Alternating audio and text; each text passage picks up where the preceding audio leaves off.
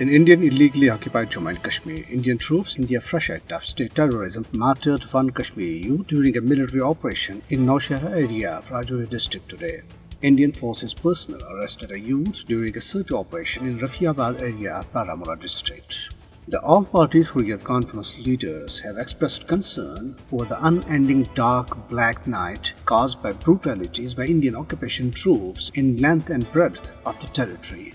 The leaders, including Maulvi Bashir Ahmed Irfani and Sayyid Bashir Indrabi, in their statements in Srinagar, termed the recent confession by the Indian Army that its troops, led by Captain Bhupinder Singh, were involved in killing of 3 innocent Kashmiris in a fake encounter in Shopian district as eye-opener for the international community.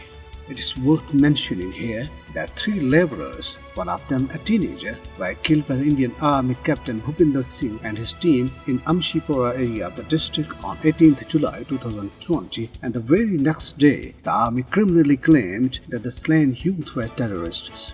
The Hurriyat leaders described the initiation of the so-called court-martial proceedings against the killer army captain as mere eyewash and demanded independent investigations into all other such massacres, including Hyderpora, Pathribal and Machal fake encounters staged by the Indian troops on different occasions.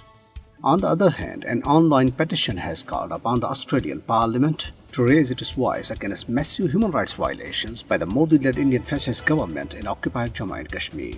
The petition was launched at King George Square in Queensland, Australia on 26 February 2022 in remembrance of Kashmiri women victims of Kunanposhpora mass rape on the night of 23 February 1991 and will continue to be signed till tomorrow on Wednesday. The SHJ&K chapter, in a statement issued in Islamabad, expressed concern over deteriorating health condition of illegally detained Hurriyat leaders and activists in different jails of Indian illegally occupied Jammu and Kashmir and India. India today blocked 22 YouTube channels, including 4 Pakistani-based YouTube news channels, for exposing Modi government's Hindutva policies, anti-Muslim violence and brutalities by Indian illegally occupied Jammu and Kashmir. Several Muslims were injured while a mosque was badly damaged in attacks by Hindutva terrorists in the Indian state of Karnataka.